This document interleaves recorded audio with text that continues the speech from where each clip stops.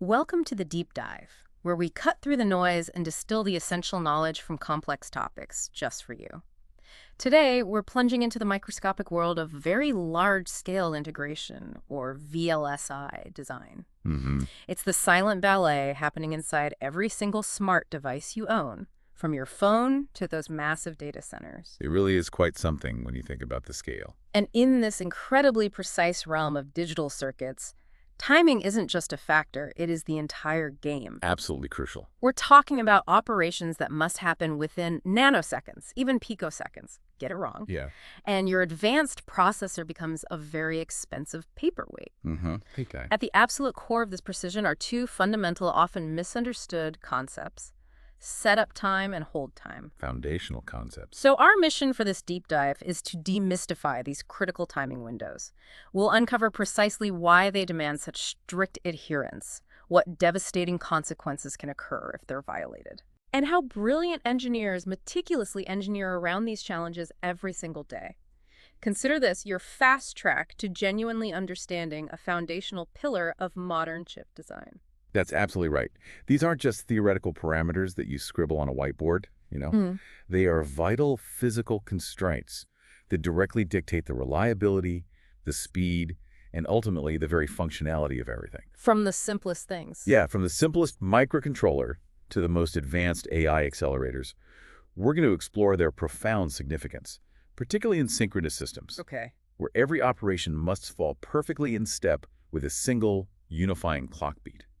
The precision involved is genuinely astounding. Okay, let's unpack this then. Let's start with setup time. It sounds, well, technical, but what's the fundamental idea? Why is it so non-negotiable for a chip to work as expected? Right, so setup time, at its core, it refers to the minimum amount of time that a data signal must be perfectly stable and valid before the active edge of the clock signal arrives. Before the edge. Okay.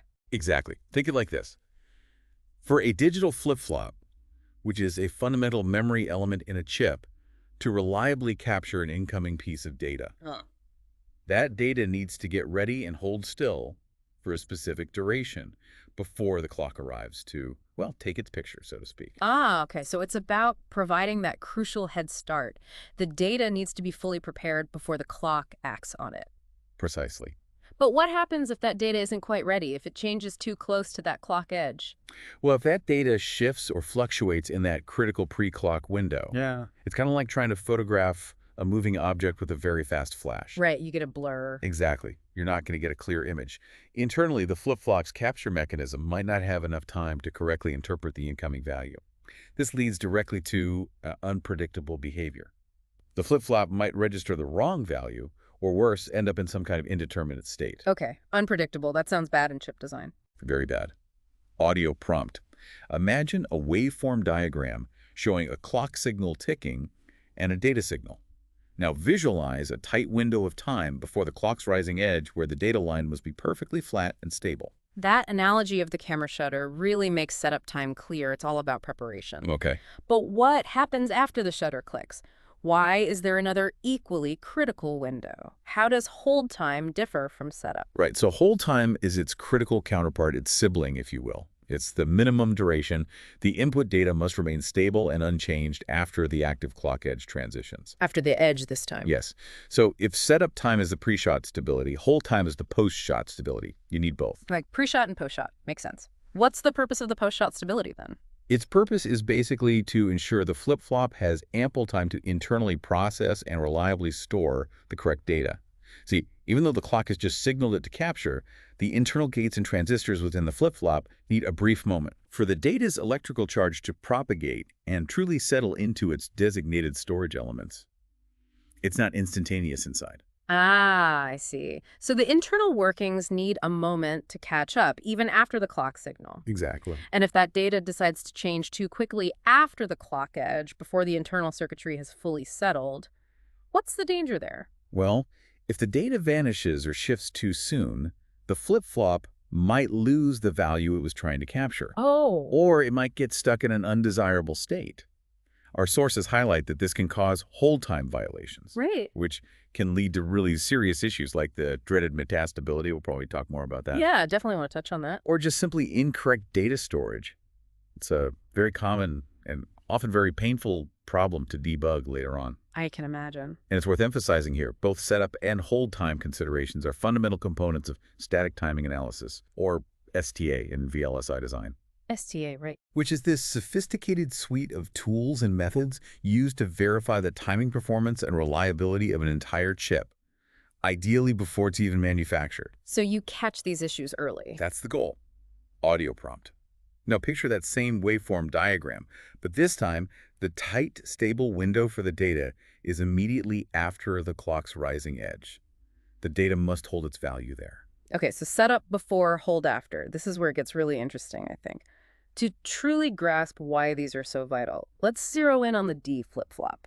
You mentioned it's a fundamental memory element. It is. It's at the heart of nearly all synchronous digital circuits. And it's this tiny circuit where setup and hold times define that non-negotiable window for data capture, right? Precisely.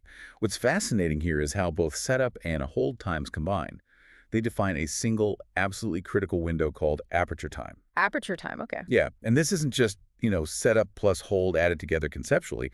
It's the total interval, where the input must remain stable for the flip-flop to reliably capture data. Total interval. Total interval. No wiggles, no changes, no matter how small.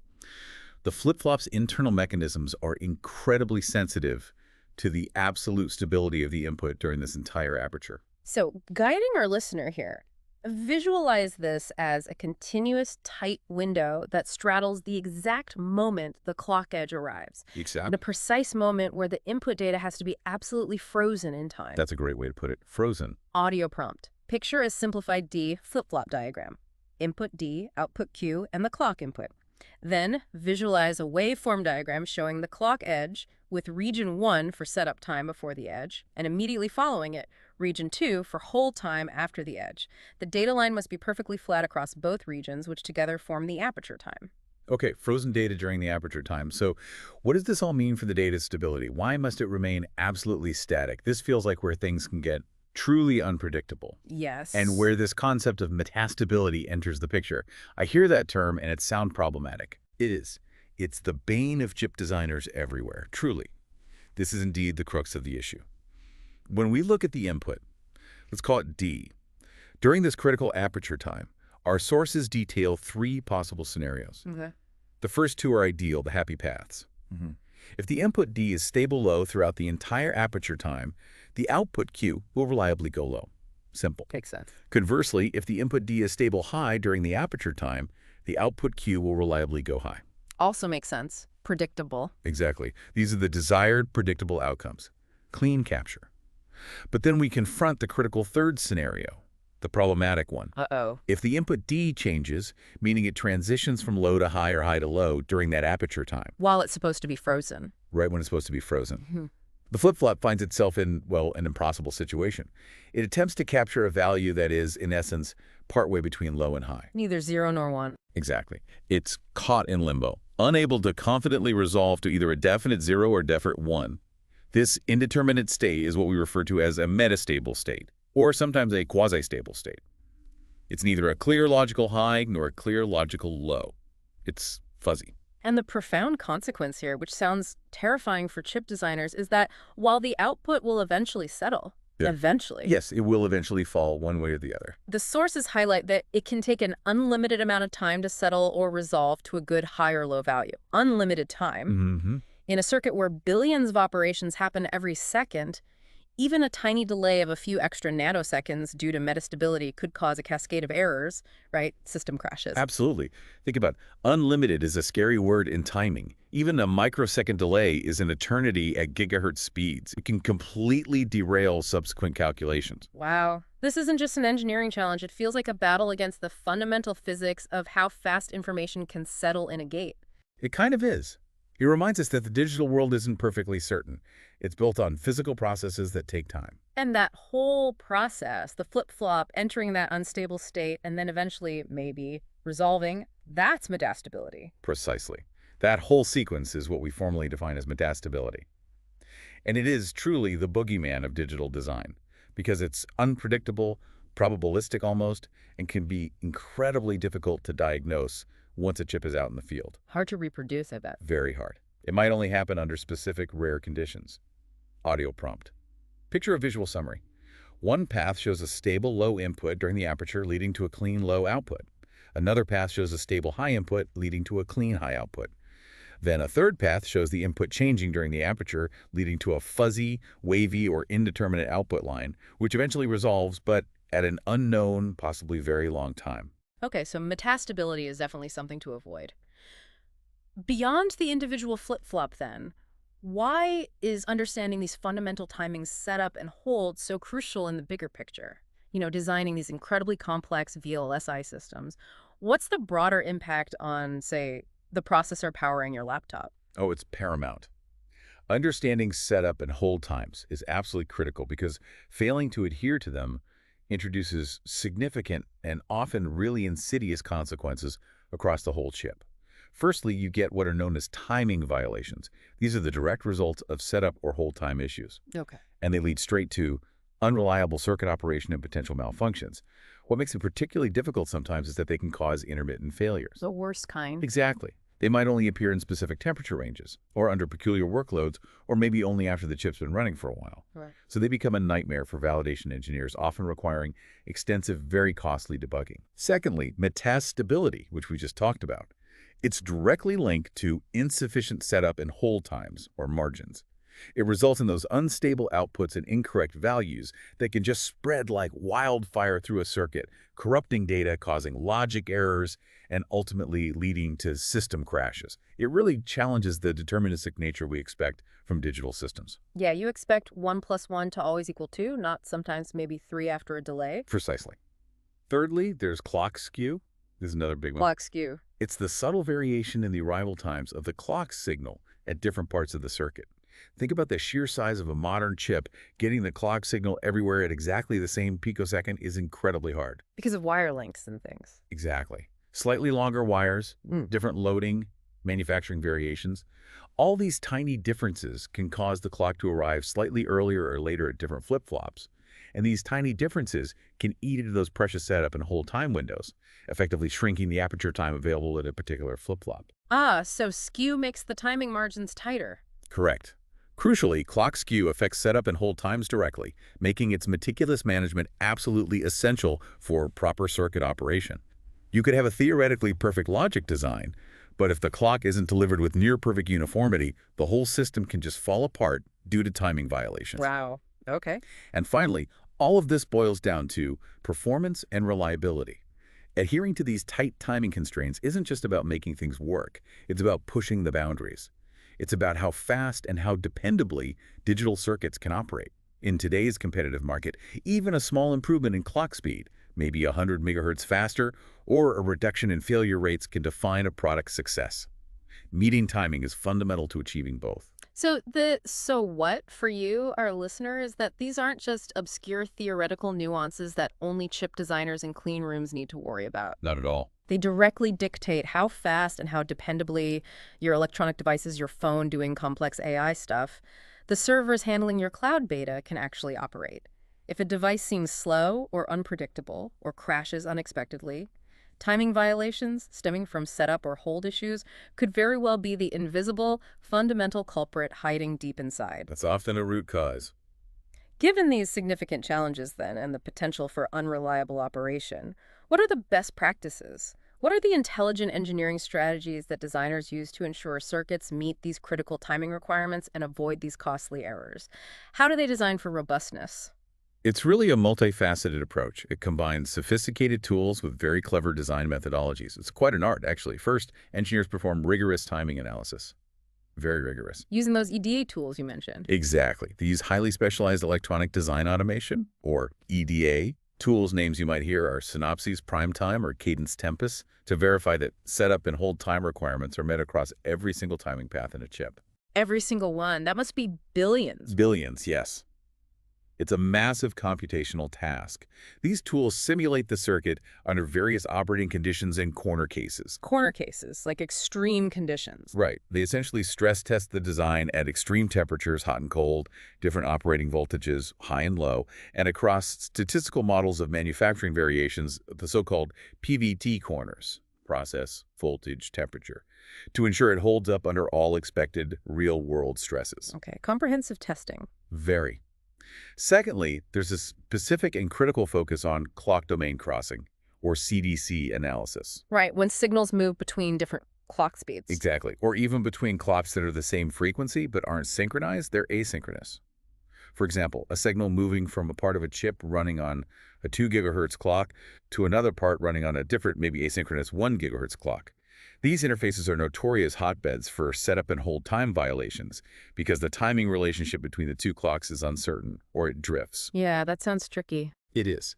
So specialized synchronization circuits like two-flop synchronizers and meticulous CDC analysis using dedicated tools are absolutely critical here to prevent metastability and data loss at these boundaries. Got it. Synchronizers.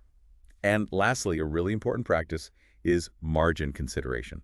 Engineers always factor this in. Margin, like a safety buffer. Precisely. It means deliberately designing in sufficient margin for setup and hold times beyond the absolute minimums derived from theoretical calculations or standard cell library data. Why add extra? Well, this extra buffer accounts for things that are hard to perfectly model. Process variations, those tiny, unavoidable inconsistencies that occur during manufacturing, Okay. as well as real-world factors like temperature changes during operation and voltage fluctuations in the power supply, noise in the chip too. Adding this margin, sometimes it's called guard banding, ensures robust circuit operation across different conditions. It makes the chip reliable not just in a perfect lab environment, but also in the messy, unpredictable real world where your devices actually live and work. That truly frames this as the intelligent, almost painstaking engineering that goes into creating all the reliable technology we often take for granted. It's not just about getting the logic right. No, logic is only half the battle. It's making absolutely sure those tiny electrical signals literally arrive and stay put at precisely the right nanosecond, or even picosecond. Mm-hmm. It sounds almost ridiculously precise, doesn't it? Like trying to choreograph a ballet where every dancer has to hit their mark within a hair's breadth of a second, Yeah, but with billions of dancers on stage. that's a fantastic analogy. And they all have to be perfectly synchronized by the clock beat. Okay, so we've taken a deep dive into setup time and hold time, two incredibly fundamental yet often overlooked concepts. They're foundational for the reliable and accurate operation of digital circuits in VLSI design. Absolutely. From ensuring data is stable before the clock arrives to keeping it stable after and avoiding that dreaded, unpredictable state of metastability. These precise timings are truly the unsung heroes of modern electronics. Couldn't agree more.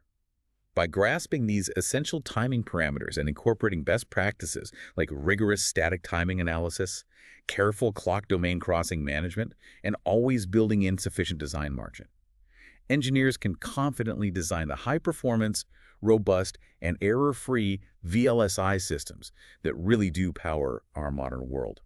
From the smallest IoT devices tucked away in smart homes to the most powerful supercomputers crunching petabytes of data, it all relies on getting this timing right. It really does. Which raises an important question, maybe a final thought for you to mull over. As we continue to push the boundaries of silicon technology, miniaturizing chips to atomic scales, accelerating clock speeds beyond what was once imaginable, what innovative, perhaps even radical approaches might be needed to maintain these crucial timing windows? That's the billion-dollar question. Or could physics eventually demand a completely new paradigm for computation? Maybe something that moves beyond the clock-driven synchronous systems we understand today. It's definitely something researchers are thinking about. Asynchronous design, new computing models. The challenges only get harder at smaller scales and faster speeds. Something to think about until next time on The Deep Dive.